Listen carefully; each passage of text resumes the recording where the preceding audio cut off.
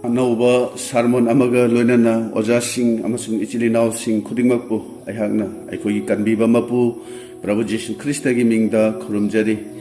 mayamna khangbiramgani hana khalle ngasigi aihaki sermon gi hiram asi ngasigi sermon ngasigi aihaki sermon gi hiram asiga mari lainana wahodok oina ahanbada khajiktang thaidokjage maru oiba sermon asida changdringai mamangda wahodok oina hainingba khara lei madudi taibangpan asida asuk yamna awaba anaba khangliba lairabagi asigumba awaba mayam ama taibangpan asida ngasigi miron asina thengnariba aduga migi sendon singba ngamdabagi suicide tawnariba ningba kaibagi ikaiba nangbagi suicide tawnaba mioi mayama ngasigi taibangpan asida ikhona uri masigi maramda ikhoigi pukningda wahang mayam ama leiramba yai aduga ikhoina khangi madudi ishorna phattaba paap ki thabakse pamde haibase ikhoina khangi phattabagi thabakse ishorna yengningde haibase jo ikhoina khangi adubu matamachida news kaya da ikhoina uri madudi mafamda mi hatbagi paisa lupa tawbagi bank robbery gi aduga rape ki oiba wathoksu nongmagi kangdana mayam ama thokliba asumna tongan ba papi thabak ngakta ikhona ngasi ikhona uri ikhona khangde taibang pansida asuk yamna phattaba pap ki thabak mayam ama ikhona uri base masi tawnari basibu karigino ishorna masibu karigi yabiri bano asumna ikhoigi pukningda wahang mayam ama laklamba yai masigi wahang asigi matangda ikhoi ishorgi wahidagi yeminasi Romeo pada teramatoi pada kuntra hundoi amasung kuntra mari dagi Ishorgi wahi taminasi onthok panida Ishorgi lausing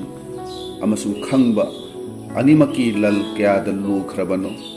ibungo mahaki wayal kaya da thingamdriba amasung ibungo mahaki lambi kaya da khongul lingamdriba maramdi Prabhugi Pukning Kanana Khanglabage natraga ibungo mahaki wa tanangai angamba Kanana oirakpagi tamina khraba shastragi wayase imona bor inabiba oisanu amen sigi nimidasida aihaki sermon asigi hiramadu Prabhugi Pukning Kanana Khanglabage haibani prarthana tawjage sarga amasung prithibigi mapu oidiriba ipa Ishor najana ibungo nahaki matik lairaba wahai ase haiduk jagadon baibungo aihaki mapung phadaba asonba khudingmak nahana lauthokpiu ibungo nahagi thawi asengmana nachabu sokpiu sijinabiu nahaki wahai ase ibungo nahangna pangbiu tagadoba khudingmakta thawaigi oiba pangal phangba yaba adugumba wahai oihanbiu haiduna Prabhu Jesu Christagi ming sonduna nijaribani amen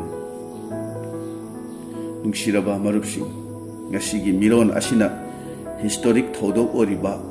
America gi Twin Tower da lalhoba singna attack tawraga thugai khiba misinina kya thokhiba aduga amuk Bombay da mafam tongan bada mathang serial blast tawduna mi kaya gi mathwai mangkhiba makhong makhut kaktuna yenghei da basatam kaya ikana ukhibani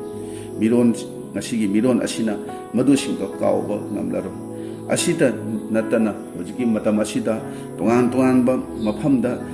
Lan gi maram na misi mina kya thokliba awana kya tariba aduga taibangpan asida makhal gi awa ba nungai taba khudung thibana mi sing asina nangliba mayam ase masi aikhoina gi matam asida hoji aikhoina uribani khanglibani aduga matam asida amuk mioi kya na drug ki yu gi nisada luptuna hotel restaurant aduga arotpa mafamda yamna kiningai oiba yamna tukachaba amotpa haifam khangdaba adugma thabak mayam ama hojiki matam asida nongma kangdana pangthokli mafam khuding amana amabu thina chainaba thajanadaba nungsinadaba amana amagi yum thugaina bhonaba aduga miyoibagi mari asida kare tare amotpa ludaba ꯌꯦꯡꯕꯗ ꯃꯤꯅ ꯍꯩꯅꯗꯕ ꯑꯗꯨꯒꯨꯝꯕ ꯃꯔꯤ ꯂꯩꯅꯕ ꯑꯁꯤꯒꯨꯝꯕ ꯉꯥꯛꯇ ꯑꯩꯈꯣꯏꯅ ꯎꯕ ꯐꯪꯂꯤ ꯃꯤꯑꯣꯏꯕꯅ ꯂꯩꯈꯥ ꯇꯥꯕ ꯃꯑꯣꯡꯁꯦ ꯈꯟꯗꯨꯅ ꯑꯃꯨꯛꯇꯪ ꯌꯦꯡꯕꯤꯌꯨ ꯍꯧꯖꯤꯛꯀꯤ ꯃꯇꯝ ꯑꯁꯤꯗꯗꯤ ꯃꯁꯥ ꯃꯁꯥꯅ ꯄꯥꯝꯖꯔꯦ ꯍꯥꯏꯔꯒ ꯖꯦꯟꯗꯔ ꯆꯦꯟꯖ ꯇꯧꯕ ꯌꯥꯎꯅꯔꯤ ꯅꯨꯄꯥꯗꯒꯤ ꯅꯨꯄꯤ ꯅꯨꯄꯤꯗꯒꯤ ꯅꯨꯄꯥ ꯑꯣꯟꯊꯣꯛꯅꯕ ꯃꯁꯥꯅ ꯄꯥꯝꯖꯔꯒ ꯑꯗꯨꯃꯥꯏꯅ ꯑꯣꯟꯕ ꯌꯥꯎꯅꯔꯤꯕꯅꯤ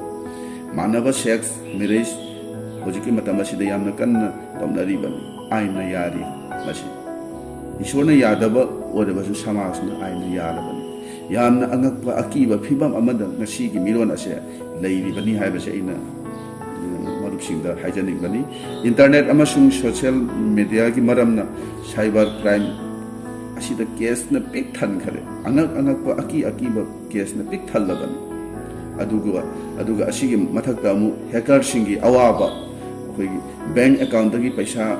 ꯍꯨꯔꯥꯟꯅ ꯂꯧꯊꯣꯛꯄ ꯃꯤꯒꯤ ꯃꯣꯕꯥꯏꯜ ꯍꯦꯛ ꯇꯧꯕ ꯑꯁꯤꯒꯨꯝꯕ ꯌꯥꯝꯅ ꯑꯔꯨꯕ ꯌꯥꯝꯅ ꯑꯀꯤꯕ ꯃꯑꯣꯡ ꯑꯃꯗ ꯃꯁꯤꯒꯤ ꯃꯤꯔꯣꯟ ꯑꯁꯦ ꯑꯩꯈꯣꯏꯒꯤ ꯏꯆꯥꯁꯤꯡ ꯑꯁꯦ ꯑꯩꯈꯣꯏꯒꯤ ꯏꯁꯨꯁꯤꯡ ꯑꯁꯦ ꯂꯩꯔꯕꯅꯤ ꯍꯥꯏꯕꯁꯦ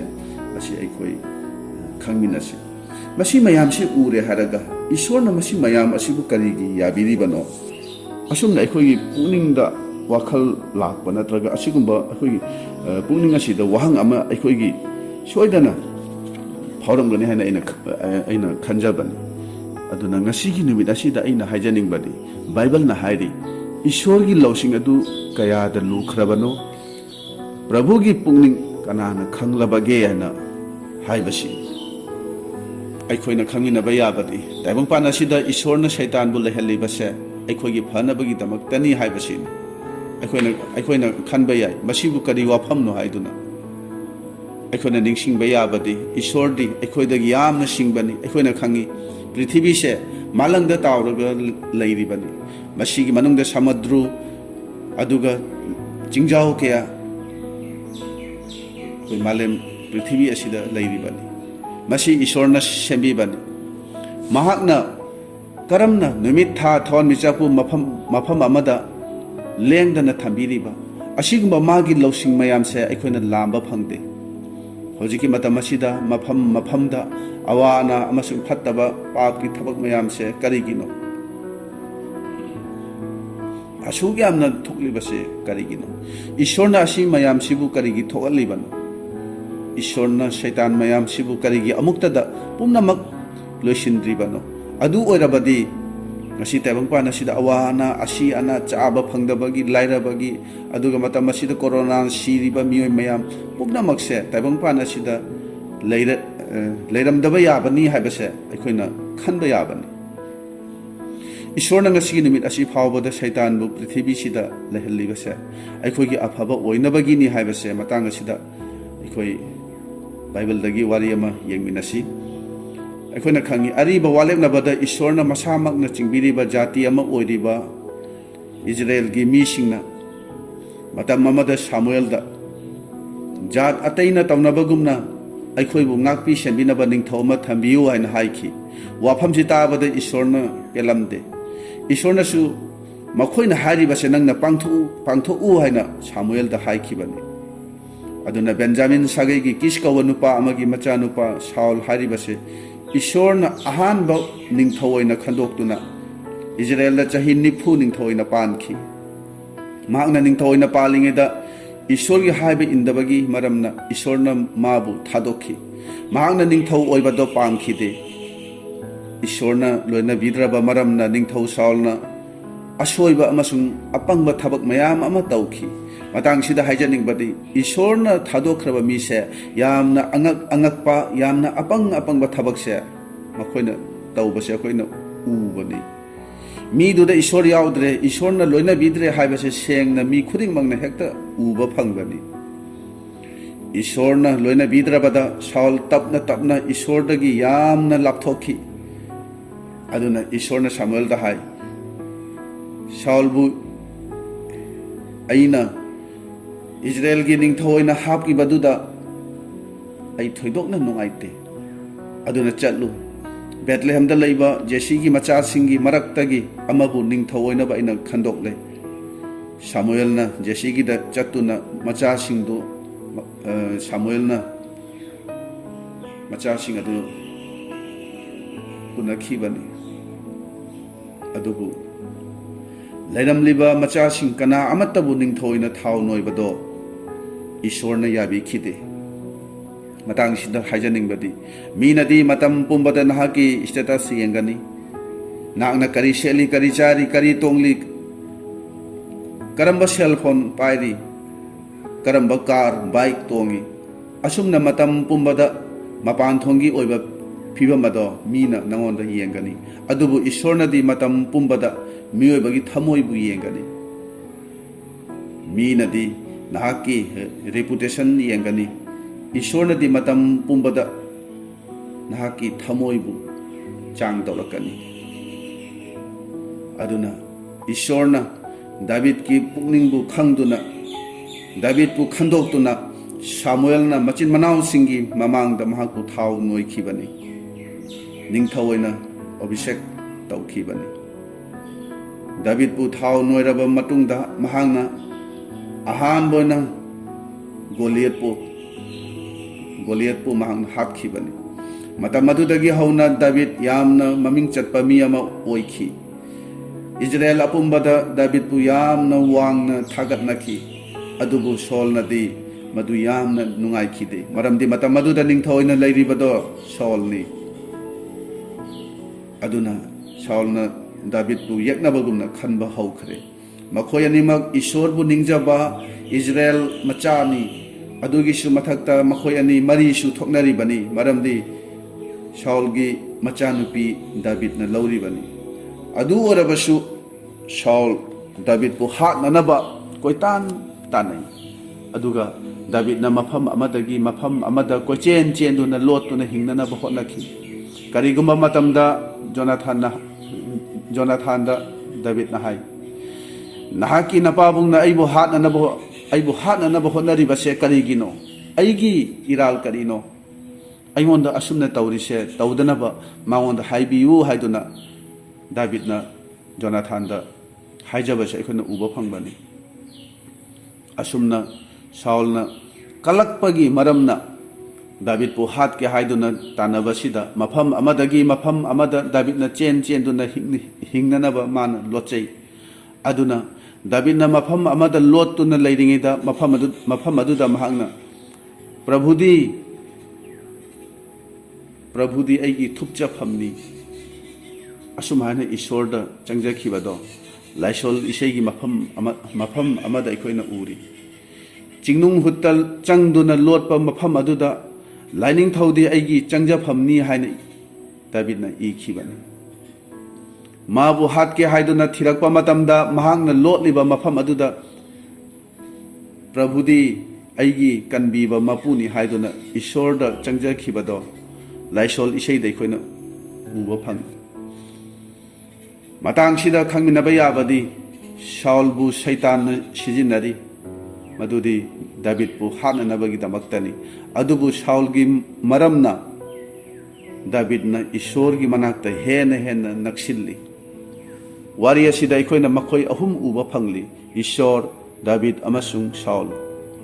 ꯗꯥꯕꯤꯗꯄꯨ ꯋꯥꯍꯟꯅꯅꯕ ꯁꯥꯎꯜꯕꯨ ꯁꯩꯇꯥꯟꯅ ꯁꯤꯖꯤꯟꯅꯔꯤ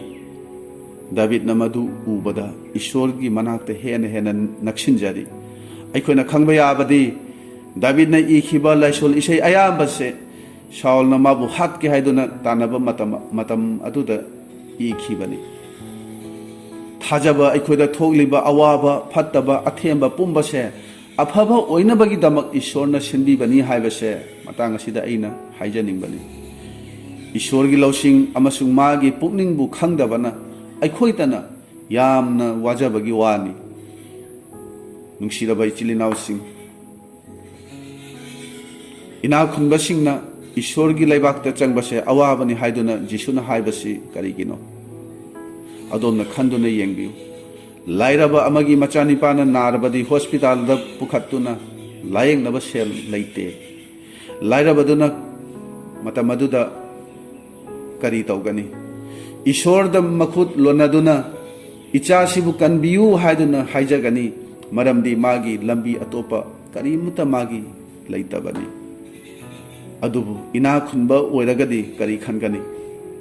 ꯑꯩꯈꯣꯏꯅ ꯄ꯭ꯔꯥꯊꯅꯥ ꯇꯧꯁꯤ wafamsi machinda haijarabasu pukningdadi prarthana tawraga yenge faragadi fare fatragadi sel lairi afaba doctor afaba hospital khangnabasu lairi puraga layenge haina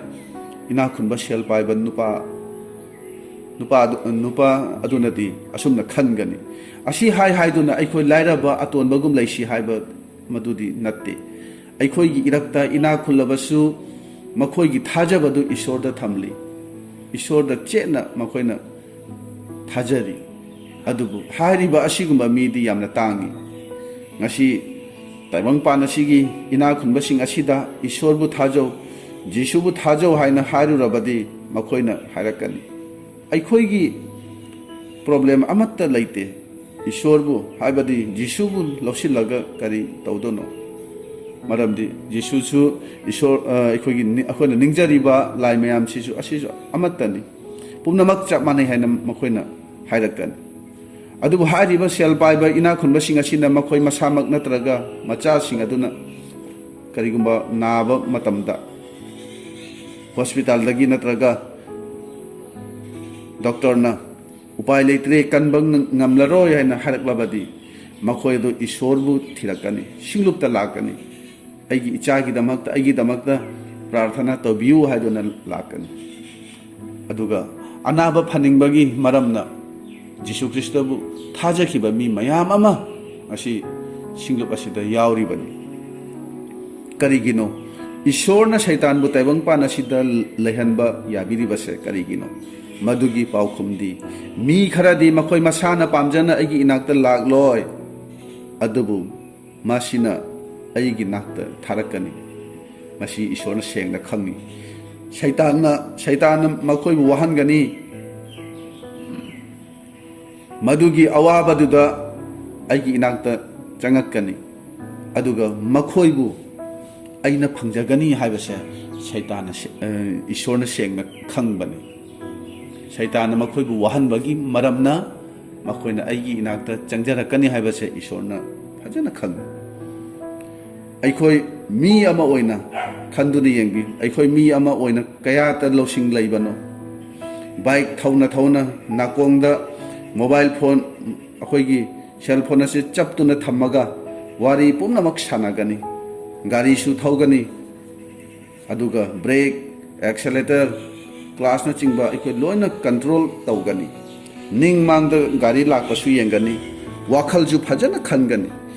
mi ama oina mi amana asugi amna losing leiriba asinadi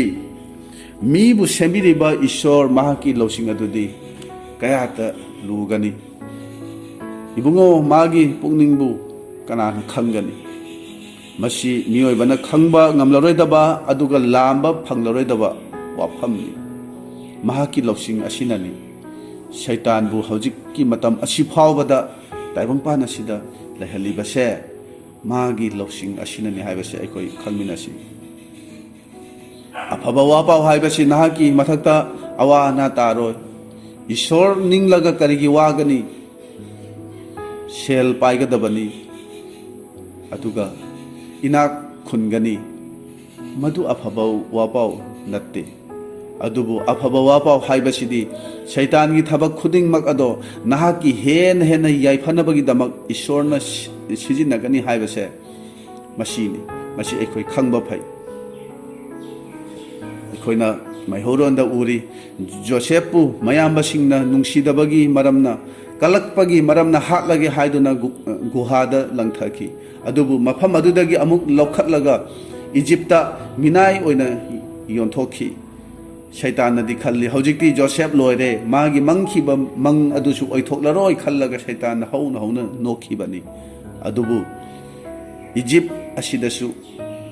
joseph ki wa base loide Potiphar gi nupina mabu leikha tahanana basinki madudagi joseph na chenthok masabu ishorgi damak sengna thamkhibani madudagi amuk Egypt ki kaisum sangda mahak leikhi madudagi mahak pharo ningthogi manakta thungkhibani ningthogi makhada leiduna Egypt pumbagi mapu mahakna oikhi masida ikoina ubasi shaitan gi plan khuding mak Ishorna Joseph ki damak yaifanabagi damak yaifanabagi lambi oina Ishorna sinkibani aduna shaitan bu ngasi phawba manghandaduna Ishorna thambibagi maramdi mi kharadi shaitanna awa ana nanghangani adugi maramna mahaki manakta changjarakani haibase Ishorna sengna khangi mi singje masana khangnadi hekta magi nakta laklo haibase Ishorna khangi adubu awa ana nangdragasu Ishorda naksinjaba mi se laitabadi natte aina hajaningbadi mi ayambadi Ishorbu aram khaurangbase laite makhoina awa anagi maramna Ishorbu thiraibani aduga makhoina Ishorbu phangjari matang asida aina evangelist oirakpagi matang da wari matek amatang matang asida testimony oina thamjage ehak evangelist oidringaida imphal singjameida business oina road cement gi dukan aise tawjarambani haribasi mi ayamana khanglamdabe ya yamna phajana success oiba mongda dukan tawringaida 2000 AD sistab da 2000 asidani nongma ayuki pung nipan gi adwaida naha ani khak laglaga aigi dukan da aina dukan da famlingaida envelope da haptuna chithi ama aingonda sinaram madu sinaram laga makhoi ani adu yamna thuna chatkhiban hangdok laga yenglubadadi manipur gi lalhoba group amagi maming di pallaroge makhoi lup amagi lupa lakh amaga lising yangai demand tawbagi demand letter oina oiramle ai yamna matha saba howi nimit asida atopa maitai gi dukan mari manga da su chapmanaba demand letter ase have the selfam chapmanaba si atopa dukan mari manga da su masi lai have se haki matung da di tar nimit mari mangani gi matung da amuk makhoi du lai la loba sing da amuk lai makhoi di sel lauru rage haina khallaga lakpani aina aigi dukan gi phibam du khanghanaba wari sanaba da makhoi yade makhoi yamna sawi aduga nimit nini humni gi matung da lakani sel thanamu natragadi mawong charo hena aingonda dhamka tawramle haraga makhoi du chatkibani aduga nimit manga tarukni gi matung da amuka lae aduga matam aduda so aina asuk thuna aduga ba selfam do ai karamna pigani ana haibada makhoi yamna sawi aduga dukan adu lonsil lo haiduna namna dukan adu lonsil hale dukan hanganu hana haram laga makhoi chatkhare aina tawriba dukan adudi mahajon dagi baki lauraga dukan adu aina tawribani aduna dukan adu hangdrabanina sel thauba haurakle nongma gi pot yolaga pikhatlibani customer da baki laikhiba adusu dukan hangdrabani na phangdre asumna nimit taret nipani gi matung da dukan adu amuk hanglaga phami hangbaga ngaihaki matung da makhoi ahum mari muk lakle haraga mayam gi mamang da aibu namduna punanaba makhoina honaban khut paiduna makhoina aibu aigi khudase pairaga makhoina chingban sorok mapan oibanina lambi da chaliba mayam gi mamang da ikai baga aki baga na pikthal mayam na lepa ga tawrisi karino ne haina makhoina yengbani mata madu de yamna angakpa amadi makhoina adumaina aigi khutse paina chingba mata madu da moina dhamka tawraga lawba khongba tawre harga tawbadu da aina mathaklom da aigi mitsena yengkhatle ga prabhu aingonda tawriba se karina ipaibu nahna di aingonda tawriba se nahna di loina uribani ko karino ne aingonda tawriba siwana haina khallaga ai Ishor da tuminna aigi thamoina Ishor bu aina ningsingjabani namduna amuka aigi dukana da makhoina lonsil halle aduga amuka hanglabadi hatkani ana haram laga makhoi adu chatkhare aduga chahi ado khoi aigi chanupa tomba rosana se pokpa chahi ni mahak tha ahum mari khakta phari dukan ga yum ga samnabanina lalhoba singdo aigi imung manungda makhoije karingba matamda di duka aigi imung manungda changa ga phamba hore makhoina aigi imungda changakpadu da makhoi khuju khulai je pairaga dum lakpani angang pikli banina matamadu da ai nupi gi khanbada ai yamna thawai asu wakhiba matamadu da ai singjami church ki member ni singjami asida khoi oja bharat amasung magi nupi pi moi ase thawal tawraga lairibani aduga purola hana khangnaba mayamna sakhangnaba ahal makhoi imung manung chu lairi matamadu da oja loken di singjami da laitre maga se sagol banda transfer oikrabani aduna matamadu da singjami church ki member singsu matamadu da membership yamna marang ka yamna yami ai thaki hal ngaktani makhoi se laaga ai ayuki nungthingi nungthangi naina makhoi je sangbi bani prarthana tawduna numidangi karingba matamda di pung 10 phawba makhoi je ai bu sangaga lei bani asumana numit manga taruni makhoi mayam yam laaga prarthana tawduna adum lei asumna tawraga makhoi nongmadi warep ama lawre handakti makhoi hek lakpaga wari sanasi aduga ahan bagi oina lupa lising nipu yanghei raga pire haraga awat pa sinpham adu di tapna lupa lising manga tara tawraga piba so dum yagani hana dumai tara koi phammaga moi mayam sangna leiraga makoi hojiki naharol sing adu lakpa ngai bani adu kina numit manga tarung ni hapta mu chumna koi dumai tawra leiba dum koi lakti aduga makoi da pina na ba sena se laitabani duga kanoda customer da laikhiba baki ado mado akoi khomna na ba akoi thorang tawba hawi madui damakta akoi aigi dukan da yauriba mi ani ai ahan amadi aigi shenupani duga atopa amana singamai dagi akoi gi church member ama pakhangni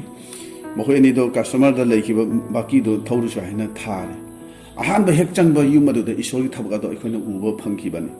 अखोने प्रार्थना तौरगा कप्तुना अखोने ईश्वर दा हाइजबा the मदुगी पाखम मदो अखोने उबो fungi हारिबा मी अदु the लुपा लिसिंग कुनरोम मांगोन दा अखोय दुकान गी cell से तोन बनी मत मदु द मी अममम द लुपा लिसिंग मरी मंगा दगी हौरगा लिसिंग 10 कुन फावबा 30 फावबा दुम तोन बा यावे युम साबनी न चाव चाव न मोइना कनो से पोसे लौबनी अदुना अहान चंगबा युम अदु द वारी दु हाइदुना सेल थौबा मत मदु the awaba kokpagi lambi ama aikhoida ishorna utkibani aingonda lagliba naharon singado laloba singado makhoigi pothapham makhoigi office oina sijinaba yum oina tawbajani hanba khoina changuba yumado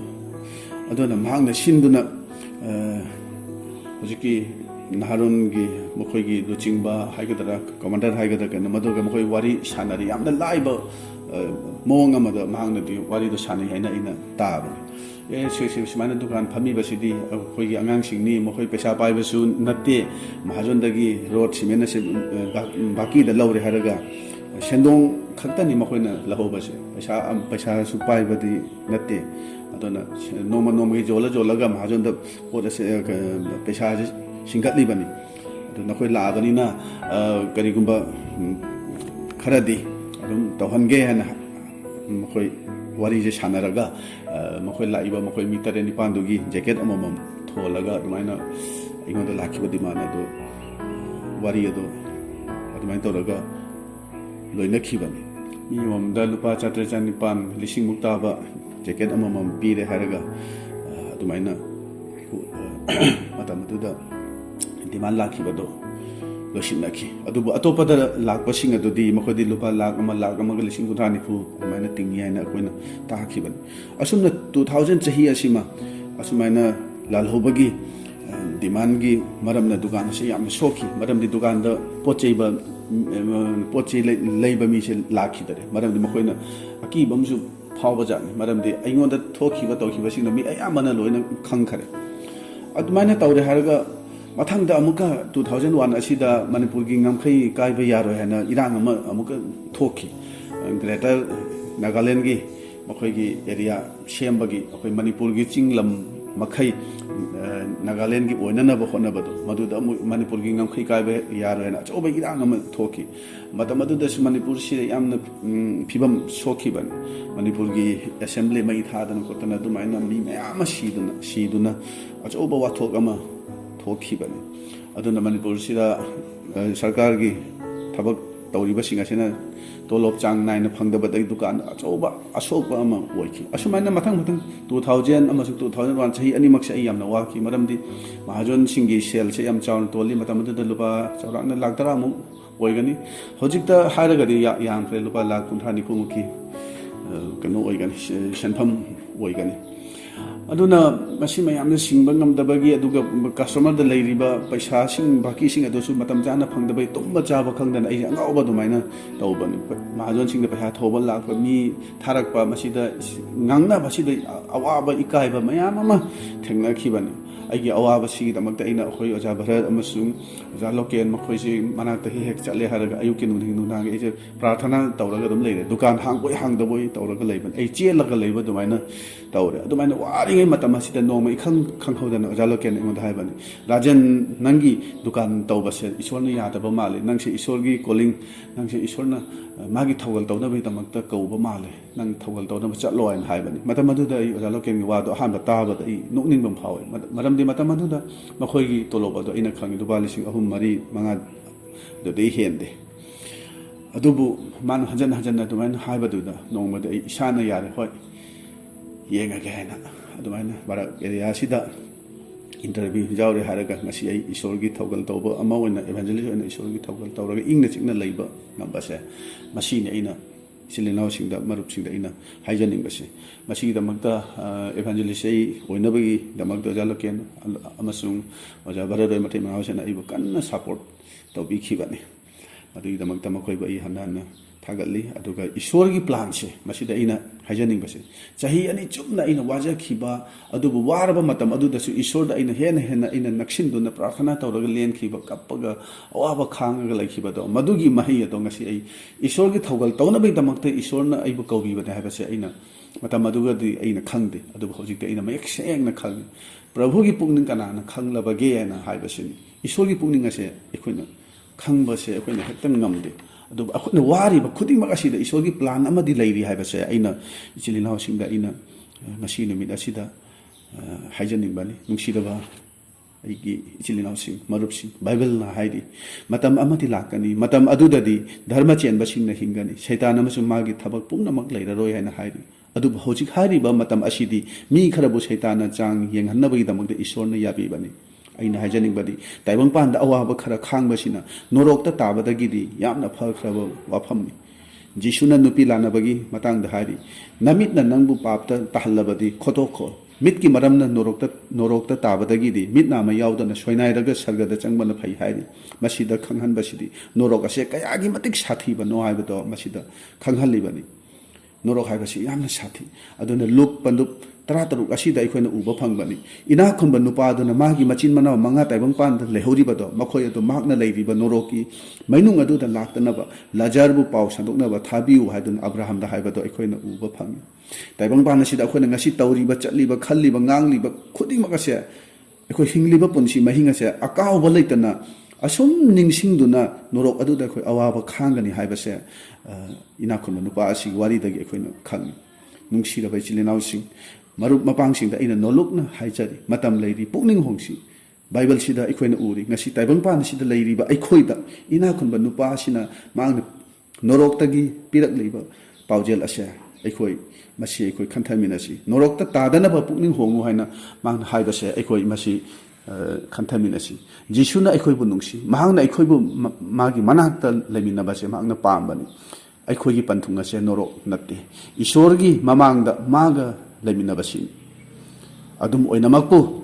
अखोइना खंगबा याबदि ईश्वरदि मागी वारेप अदुदगी होंगबा लैते महाकी मांगदा लेपदा नहा कनानो करिनो मदु येंगलोय अदुबु नंगी पुक्निंग नंगी थमोय अदो माना चांग येंगनी मागना मदु येंगकनी अदुना इराल याजदुना पुक्निंग होंगसि ईश्वरदगी थौजाल नीरे हारगा अवा अना ताइबंग पानबगी अवा अना अथेबा मयामसे अखोइ खांगबा ngamnanaba मागी मतुंग इंदुना मांगमक माननबा असेंबा पुंसीदा हिंगननबा माउंदा हेना हेना अखोइसे नक्सिनसि मसिमक ईश्वरगी अपामबनि नोरोकी मैनुंगदगी इना खुनबा नुपासिना पिरकलिबा पाउजेल असे नंग अइगी दमक्तनि हाइबसे अखोइ मसि अखोइ निंसिंगमिनसि नंग अइबु करिना ईश्वरदगी लापथोहलिबनो अवाबनरा सेलनरा करंबा पुक्निंग वखलना थवाइबु सोंथाहलिबनो नौना पोक्तुना Christian पुंसीदा हिंबा ngamdabase karinano haibase mase ekhoi khantharasi aibu control tawribado ishordagi aibu lapthohalibado karinano kananano madu ekhoi khantharasi ishorna ekhoi bu mahaki manakta halakpase mana khaurang ngairibani athembana ekhoi bu ngamhalloisi athemba ki maramna ishorda hen naksiluna magi thaujal phangba ngamnanaba ekhoi honarasi ishorna takraba wahise bor pinabiba oirasanu amen.